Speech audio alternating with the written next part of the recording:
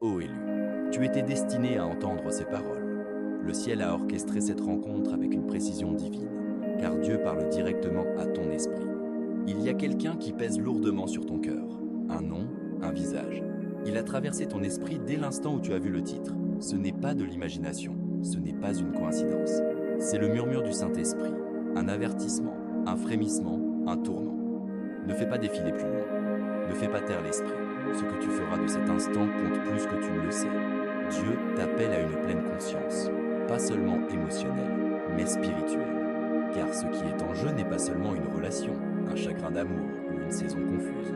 Ce qui est en jeu, c'est ta mission, ton alignement, ton prochain chapitre, ton destin.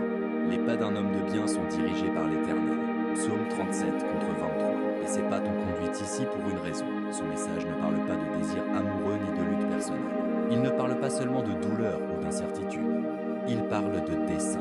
Tu te tiens au bord d'une décision divine. Et le ciel observe comment tu vas répondre. Et ne te méprends pas. L'ennemi s'est acharné avec force parce qu'il sait ce qui arrivera si tu tiens bon. Il sait ce qui se passe quand tu cesses de douter de ton appel. Quand tu cesses d'accueillir les distractions. Quand tu commences à marcher dans une obéissance totale. C'est pourquoi ce message t'a trouvé. Parce que Dieu veut que tes yeux s'ouvrent. Il veut que ton esprit s'embrase. Il veut que tu vois ce qui se trame réellement derrière le rideau de cette situation. Soyez sobre, veillez, votre adversaire, le diable, rôde comme un lion rugissant, cherchant qui il dévorera. Un Pierre 5 contre 8. Mais toi, ô élu, tu n'es pas seul. Tu es couvert, tu es équipé. Et en cet instant même, voici ton avertissement et ton réveil. Alors ne te contente pas de regarder, engage-toi, penche-toi. Reste jusqu'à la toute fin, car nous allons prier ensemble. Et cette prière ne sera pas ordinaire. Elle brisera des chaînes, elle activera la clarté. Elle réalignera ton esprit avec la volonté parfaite de Dieu. Maintenant, si ton cœur est ouvert et ton esprit prêt, je veux que tu fasses quelque chose d'audacieux. Tape Amen dans les commentaires ci-dessous comme une déclaration publique. Je suis prêt. Je reçois cela. Je ne manquerai pas ce que Dieu veut me montrer. Et quand nous atteindrons la prière finale, quelque chose en toi aura bougé. La clarté viendra. Les chaînes se briseront. Le destin s'éveillera. Alors reste proche, reste ouvert, reste dans l'attente. Le vrai message commence maintenant. Ô élu, écoute cela clairement, car trop nombreux sont ceux qui passent à côté de ce que je vais dire. Dieu n'orchestre pas de rencontres accidentelles. Il ne gaspille pas les instants. Il ne relie pas les âmes sans raison. Quand ton chemin a croisé le leur, cette personne qui persiste encore dans ton esprit, ce n'était pas seulement une question de timing. C'était intemporel, écrit avant que les fondations de la terre ne soient posées. Repense à cet instant. Te souviens-tu de ce que tu as ressenti? La façon dont ton cœur s'est arrêté, dont l'atmosphère s'est chargée. Peut être un regard qui a frappé plus profondément qu'aucune explication, ou un bref échange qui a laissé un poids étrange sur ton âme. Ce n'était pas un moment ordinaire, c'était un rendez-vous divin, un fil sacré tissé par la main de Dieu dans la trame de ta vie. Mais voici ce que peu comprennent. Certaines connexions ne sont pas destinées à être faciles. Elles sont destinées à réveiller quelque chose, à t'étirer, à éprouver la capacité de ton amour, de ton endurance, de ton obéissance. Avant de te former dans le ventre de ta mère, je te connaissais. Avant que tu naisses, je t'avais mis à part. Jérémie 1 contre 5. Cette personne n'est pas simplement un personnage dans ton histoire. Elle fait partie de ton appel. Elle est un miroir, un messager, une clé. Et le poids que tu ressens autour d'elle, cette intensité, ce va-et-vient entre connexion et conflit, ce n'est pas du drame, c'est le destin sous pression. Il y a des relations qui vacillent et s'éteignent sans laisser de traces. Mais il y en a d'autres, comme celle-ci, qui s'accrochent à ton âme même quand la logique te dit de lâcher prise.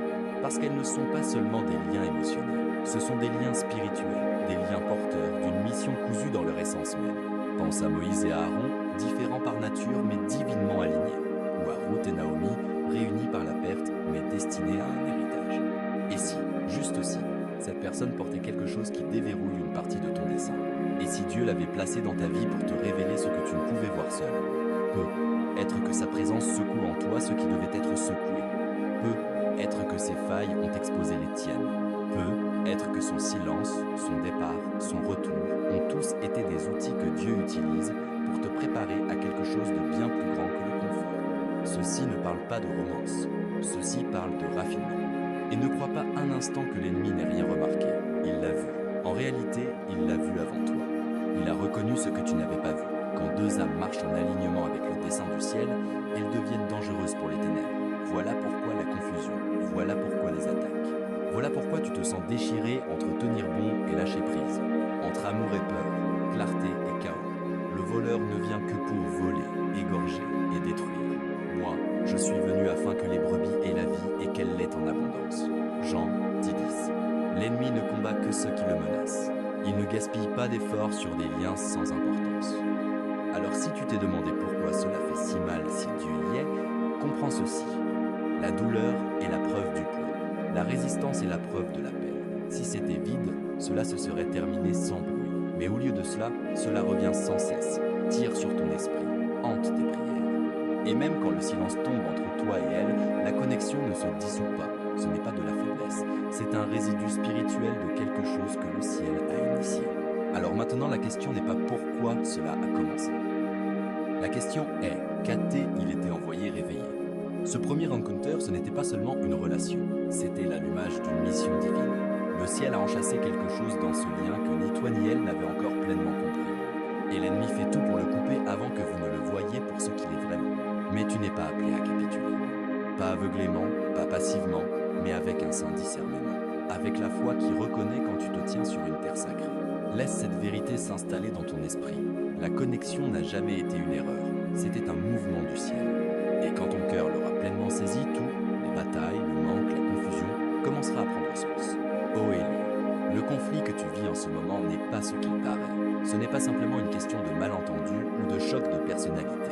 Ce n'est pas seulement de la fatigue émotionnelle ou des blessures ressurgies. Ce dans quoi tu te tiens est une guerre spirituelle. Et le champ de bataille est votre lien. L'ennemi ne s'intéresse pas aux connexions anodines. Il cible ce qui est né du ciel, ce qui est porté par un dessein, ce qui menace son royaume quand il se tient uni. Car bien que nous marchions dans la chair, nous ne combattons pas selon la chair. Les armes avec lesquelles nous combattons ne sont pas charnelles, mais elles sont puissantes par la vertu de Dieu pour renverser des forteresses. 2 Corinthiens 10 contre 3 à 4. Tu peux être tenté de tout lâcher, de poser cela, de t'éloigner, te convaincre que ce n'était jamais censé être. Mais avant de prendre cette décision, comprends ceci. La tension que tu ressens ne vient pas de la personne en face de toi. Elle vient du royaume spirituel où les ténèbres luttent pour couper ce que Dieu a aligné. L'ennemi est un stratège. Il arrive rarement avec bruit ou chaos. Non, sa méthode est l'érosion, discrète, subtile. Il murmure des mensonges, il ne les rugit pas. Il gonfle les petits désaccords. Il ressuscite tes anciennes douleurs et les habille de réalité présente. Il déforme le temps et la perspective jusqu'à ce que tu crois que ton passé est ton avenir. Il grignote ton espoir, une pensée, une peur, une graine de doute à la fois, jusqu'à ce que la reddition semble logique. Mais ce que tu ne vois peut être pas, c'est ceci. Si tu cèdes maintenant, tu ne t'éloignes pas seulement d'une personne, tu t'éloignes d'une mission divine. Cette connexion n'a jamais été seulement pour le confort, elle n'a jamais été seulement pour la compagnie, elle a toujours été pour un dessein du royaume. Dans l'Écriture, nous voyons la puissance des partenariats divins. David avait Jonathan, une connexion d'âme profonde qui a préservé la vie et le destin de David. Esther avait Mardochée, dont la présence lui rappelait son dessein pour un temps comme celui-ci. Paul avait Silas, dont la voix s'est jointe à la sienne pour adorer depuis une cellule de prison, et ensemble, ils ont ébranlé les fondations de cette prison. Ce n'étaient pas des relations parfaites, mais elles étaient puissantes. Et la force ne venait pas de la facilité, elle venait de l'endurance. Il y a des batailles que tu n'étais jamais censé livrer seul. Il y a des manteaux trop lourds à porter sans un autre à tes côtés. Et il y a certains percés qui exigent accord, unité et foi partagée entre 2 personnes appelées par Dieu à marcher ensemble sur un chemin. Le ciel savait ce que tu affronterais. Et le ciel t'a envoyé quelqu'un pour se tenir à tes côtés. Alors demande-toi si la douleur que tu ressens à l'idée de t'éloigner est plus que de la tristesse. Si cela ressemble à du deuil, à une perte au niveau de l'âme, ne serait-ce pas que ton esprit reconnaît ce que ton mental essaie d'ignorer? Que ce n'est pas une question de ressenti, c'est une question de qui tu deviens. Cette bataille n'a jamais été seulement entre toi et elle. Elle concerne ce que Dieu veut faire naître à travers votre union. Elle concerne l'héritage qui pourrait être libéré, les chaînes générationnelles qui pourraient se briser, la guérison qui pourrait commencer, les missions qui pourraient s'accomplir, non comme individu, mais comme une seule force unie. Et l'ennemi, il voit le plan, même quand tu ne le vois pas. Il sait ce qui arrive quand 2 élus refusent d'abandonner. Voilà pourquoi la pression a augmenté. Voilà pourquoi le silence est devenu plus fort. Voilà pourquoi tes pensées sont devenues plus lourdes. Parce que s'il peut te faire lâcher maintenant, il gagne sans combattre. Mais voici la vérité qui tranche dans le bruit. Dieu ne parle jamais dans la peur. Il ne te pousse pas par le désespoir, il guide avec paix. Même quand il te redirige, sa voix apporte clarté, non confusion, correction, non condamnation. Donc si la voix qui te pousse à t'éloigner est trempée de désespoir, si elle te fait sentir que tu es trop brisé, trop en retard, trop incompatible, reconnais la source. Ce n'est pas la voix de ton berger. Mes brebis entendent ma voix. Je les connais et elles me suivent. Jean 10, 27. La voix de Dieu ne te dira jamais d'abandonner ce qu'il a lui-même ordonné. Il peut te demander d'attendre, de prier, de lâcher le contrôle, mais il ne te conduira jamais à abandonner quelque chose qui porte encore son souffle. La tempête dans laquelle tu es n'est pas un signe que cette connexion est faible. C'est la preuve qu'elle porte du poids dans le royaume spirituel. Si elle n'avait pas d'importance, l'ennemi l'aurait laissée tranquille. Mais parce qu'elle en a, il essaie tout pour la déchirer avant qu'elle ne produise ce pourquoi elle était destinée. Alors maintenant, ô Élu, prends une respiration et laisse cette vérité s'élever au-dessus de chaque doute, chaque murmure, chaque larme. L'opposition n'est pas preuve d'échec, c'est preuve de puissance. L'attaque n'est pas la fin, c'est la preuve que quelque chose de sain est en train d'être bâti. Laisse cela s'installer dans ton esprit et garde cette connexion non avec l'émotion, mais avec discernement, prière et confiance. Car ce que Dieu unit, aucune bataille ne peut le briser à moins que tu ne le lui remettes. Si tu capitules maintenant, tu ne lâches pas seulement une relation, tu déposes une mission. Tu t'éloignes de quelque chose que Dieu t'a confié, non parce que tu manquais d'amour, mais parce que le poids est devenu inconfortable. Mais écoute ceci clairement, tu n'as jamais été appelé à porter le confort. Tu as été appelé à porter le dessein. C'est ici que l'urgence s'aiguise. Tu ne peux pas céder, pas ici, pas maintenant, pas quand la bataille atteint son point le plus féroce. La tension qui pèse sur ton cœur n'est pas un signe pour abandonner. C'est un signe que tu es dangereusement proche d'une percée que l'ennemi craint que tu n'atteignes. Car ceci n'est pas seulement une question de sentiment, c'est une question d'obéissance. Le même Dieu qui a aligné ton chemin avec le sien ne l'a pas fait à la légère. Il connaissait les défis, il connaissait le coup. Et pourtant, il a entrelacé vos histoires parce qu'il y avait dans cette connexion quelque chose conçu pour déverrouiller un dessein du royaume. Si tu t'éloignes trop tôt, tu ne sauras jamais quel fruit aurait poussé si tu étais resté enraciné à travers la tempête. Ne nous lassons pas de faire le bien, car en temps voulu, nous moissonnerons, si nous ne nous relâchons pas. Galates 6 contre 9. Cette douleur dans ton âme n'est pas preuve d'échec. C'est l'écho de ton esprit qui reconnaît que tu te tiens sur une terre sainte. Arrête-toi ici et laisse cette vérité s'installer. La friction que tu ressens n'est pas faiblesse. C'est confirmation que quelque chose d'éternel est en jeu. Et cette pression sous laquelle tu es, elle ne te brise pas, elle te raffine. Regarde la parole. Encore et encore, nous voyons ce schéma. Pression avant dessein. Pense à Anne, stérile pendant des années, moquée par son entourage, pleurant amèrement devant Dieu. Ce n'était pas qu'elle était oubliée, c'était que son ventre était réservé pour quelque chose de sacré. Samuel, le prophète qui oindrait des rois, est né non du confort, mais d'une prière persistante et douloureuse. Ses larmes ont arrosé un destin qu'elle ne pouvait pas encore voir. Considérez-le. Après avoir fait descendre le feu du ciel et vaincu les prophètes de Baal, il s'est retrouvé seul, épuisé, effrayé, caché dans une grotte, demandant à Dieu de mettre fin à sa vie. Mais même là, au plus profond du désespoir, Dieu a murmuré. Pas dans le vent, pas dans le tremblement de terre, pas dans le feu, mais dans une voix douce et légère. La lassitude d'Élie ne signifiait pas que sa mission était finie. Elle signifiait qu'il allait être recommissionné pour un impact encore plus grand. Et puis il y a Pierre. Audacieux, impulsif, plein de zèle. Pourtant, quand Jésus fut arrêté, Pierre le renia 3 fois. Imagine la honte, le regret. Mais après la résurrection, Jésus n'a pas rejeté Pierre. Il l'a restauré. Il n'a pas dit « tu as échoué ». Il a dit « paie mes brebis ». L'échec de Pierre est devenu son fondement. Et l'homme qui avait renié Jésus est devenu celui qui a prêché à la Pentecôte et conduit des milliers au salut. Vois-tu, la stérilité d'Anne, l'effondrement d'Élie, la trahison de Pierre, ce n'étaient pas des impasses, c'était des seuils divins. Et toi, ô élu, tu te tiens à ton propre seuil. La douleur que tu affrontes, le silence qui blesse, la tension que tu ne peux expliquer, ce n'est pas sans sens. C'est la marque d'une mission sous le feu. L'ennemi ne gaspille pas ses armes. Il réserve ses assauts les plus féroces à ceux qui portent quelque chose qu'il ne peut se permettre de laisser vivre.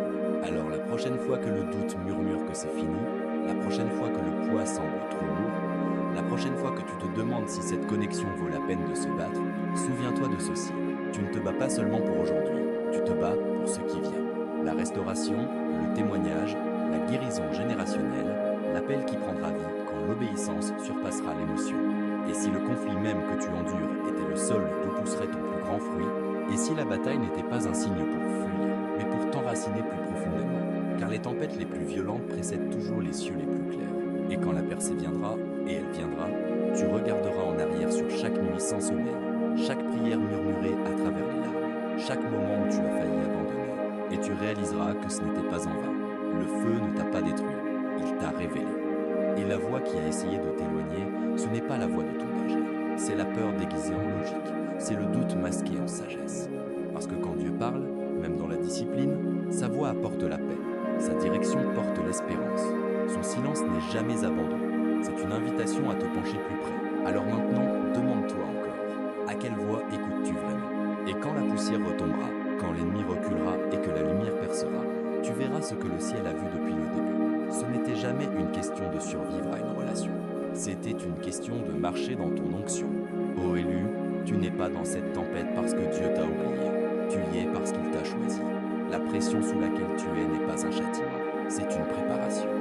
La résistance que tu ressens n'est pas la fin, c'est un signe que la promesse est proche. Les batailles les plus féroces arrivent quand l'ennemi sent que quelque chose de sain est sur le point de percer. Les ténèbres s'intensifient juste avant l'aube. Et en ce moment, ce que tu ressens peser sur ton cœur n'est pas preuve d'échec. C'est confirmation que tu es proche de quelque chose de sacré. Si Joseph avait abandonné en prison, si David avait renoncé dans la grotte, si Job avait maudit Dieu dans sa douleur, ils auraient manqué le destin que Dieu avait préparé. Et il en est de même pour toi. Cette épreuve n'est pas ta fin, c'est le dernier tronçon avant la percée. Mais voici ce que l'ennemi ne veut pas que tu saches. Cette tempête ne te détruit pas, elle te prouve. Elle prouve ta foi, ton endurance, ton obéissance. Quand la poussière retombera, tu te lèveras, non seulement en survivant, mais avec la preuve que tout valait la peine. Celui qui persévérera jusqu'à la fin sera sauvé. Matthieu 24 contre 13. Pourtant, il y a un danger plus grand que la tempête. C'est le danger d'abandonner trop tôt. Beaucoup de promesses restent inaccomplies, non parce que Dieu a failli, mais parce que les gens ont lâché avant que le miracle n'arrive. En ce moment, tu peux avoir l'impression que t'éloigner est logique, mais ne confonds pas le silence avec l'absence. Ne confonds pas le délai avec le refus. Pense à une graine enfouie profondément dans la terre. Pendant des semaines, aucun signe de vie. Elle semble morte, mais sous terre, les racines se forment. Le mouvement se produit dans des lieux cachés. Si tu déterres la graine trop tôt, tu détruis ce qui était sur le point de fleurir. Il en est de même pour ta situation. Dieu n'est pas absent, il construit, il fortifie ce qui durera. Ce n'est pas parce que tu ne vois pas encore de fruits que rien ne se passe. Il travaille souvent dans le silence avant de se révéler dans la puissance. Demeure tranquille devant l'Éternel et attends-toi à lui. Psaume 37 contre 7. Tu es peu, être à une prière de la percée, à un lever de soleil de tout voir changer. Ne laisse pas le découragement devenir ta sortie. C'est la tactique de l'ennemi pour te faire abandonner afin qu'il n'ait plus à combattre. Souviens-toi des fois où tu as tenu juste un peu plus longtemps et où tout a changé. Ce n'était pas une coïncidence. C'était la preuve que Dieu honore l'endurance. Alors reste ancré, reste fidèle. Tu n'as pas été choisi pour abandonner. Tu as été choisi pour endurer, pour croire et pour voir la moisson. Et ce qui vient vaudra chaque instant où tu as choisi de lui faire confiance dans l'obscurité. Voici la question qui doit remuer ton âme tandis que tu avances. Si demain portait le miracle pour lequel tu as prié, voudrais-tu vraiment t'éloigner ce soir? Ô élu, maintenant que tu comprends le poids de cette connexion et l'intensité de la bataille, il est temps d'arrêter de rester immobile. Ce n'est pas une saison passive. C'est la guerre, mais pas une guerre menée avec des armes humaines. La bataille pour ce que Dieu t'a confié est spirituelle, et seuls ceux qui combattent avec les armes du ciel verront la victoire du ciel. Ta première arme est la prière, pas le genre anodin, mais une intercession focalisée, implacable, guidée par l'esprit. Une prière qui saisit le pan du manteau du ciel et ne lâche pas jusqu'à ce que quelque chose bouge. Élève son nom chaque jour, couvre son esprit, son âme, sa direction. Déclare la vie là où il y avait lassitude. Proclame la paix sur la confusion, annonce la guérison là où la douleur persiste. Quand tu choisis la bénédiction plutôt que l'amertume, tu brises la stratégie de l'ennemi et tu rejoins le plan rédempteur de Dieu. Deuxièmement, fais taire l'impulsion de combattre avec tes paroles. Les arguments humains, aussi justifiés soient-ils, n'établiront jamais ce que Dieu veut. Les mots tranchants peuvent sembler libérateurs, mais dans l'esprit, ils coupent trop profondément. Laisse plutôt ta puissance monter dans l'intercession, non dans l'accusation. Quand tu pries en secret, tes murmures ébranlent des royaumes. L'ennemi ne craint pas tes cris, il craint ta reddition à genoux. Troisièmement, tu dois faire confiance au timing de Dieu, surtout dans le silence. Le silence n'est pas rejet, c'est stratégie. Dieu est un maître tacticien. Il peut être en train de réarranger des cœurs, de briser des chaînes, de guérir des mémoires, des choses trop profondes pour que tu les répares de tes propres mains. Ne précipite pas son œuvre. La patience n'est pas faiblesse. C'est une guerre spirituelle déguisée. Quand tu attends dans la foi, tu déclares que son horloge est plus sage que la tienne. Et voici ce que l'ennemi espère que tu oublieras. Tu ne combats pas seul. Dieu n'est pas un observateur distant. Il est un défenseur présent. Il va devant toi. Il se tient à tes côtés. Ses anges entourent ceux qui restent fidèles. Chaque prière que tu murmures est entendue. Chaque acte d'endurance devient un coup contre les ténèbres. Demande-toi, quel genre d'histoire ta vie racontera-t-elle? Une histoire de capitulation au bord de la percée? Ou une histoire de foi inébranlable où tu as tenu bon même quand cela faisait le plus mal, et où tu as vu l'impossible s'incliner devant ta croyance? Les armes sont déjà dans tes mains. Chaque prière que tu prononces est un coup. Chaque parole de bénédiction est une graine de restauration. Chaque acte de patience est une rébellion contre la poussée de l'ennemi à abandonner. Chaque choix de faire confiance est un cri de guerre dans l'esprit qui dit « Je ne lâcherai pas avant de voir ce que Dieu a promis ». Alors que cela soit gravé dans ton cœur, ce n'est pas la fin.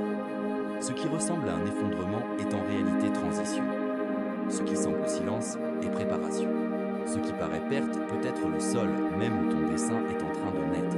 Dieu honore celui qui reste, qui croit, qui refuse de lâcher quand la promesse respire encore. Tes larmes sont des graines, tes prières sont des arbres.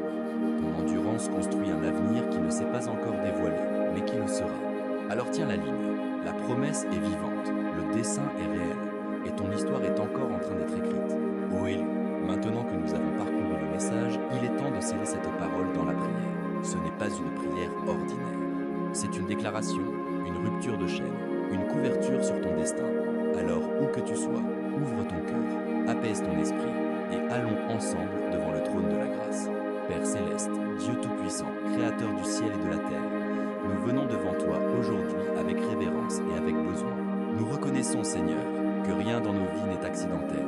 Chaque pas, chaque connexion, chaque saison est ordonnée par ta main. Ta parole dit dans le psaume 37 contre 23, « Les pas de l'homme de bien sont dirigés par l'Éternel, et il prend plaisir à sa voie. » Aujourd'hui, nous nous tenons sur cette vérité. Père, nous élevons devant toi l'élu qui écoute en ce moment. Tu connais le nom et le visage qui repose sur son cœur. Tu connais le poids de cette connexion, l'intensité de cette bataille, la douleur, la confusion et le manque.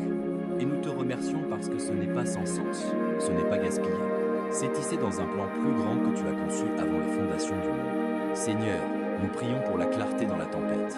Ta parole dit dans 1 Corinthiens 14, 33, « Car Dieu n'est pas un Dieu de désordre, mais de paix. » Alors nous faisons taire chaque mensonge de l'ennemi, chaque murmure de doute, chaque graine de peur, et nous déclarons la paix sur son esprit, la clarté sur ses décisions et la force sur son âme. Père, nous reconnaissons que ce n'est pas un combat de chair et de sang, mais contre des principautés et des puissances. Alors nous revêtons l'armure de Dieu comme il est écrit dans Éphésiens 6:11. Au reste, fortifiez-vous dans le Seigneur et dans sa force toute puissante. Revêtez-vous de toutes les armes de Dieu, afin de pouvoir tenir ferme contre les manœuvres du diable. En ce moment même, Seigneur, nous nous revêtons du casque du salut, de la cuirasse de la justice, du bouclier de la foi, de l'épée de l'esprit, et nous tenons ferme contre chaque attaque des ténèbres. Dieu, nous amenons cette personne, celle qui est connectée à l'élu, devant ton trône. Couvre son cœur, garde son esprit, guide ses pas.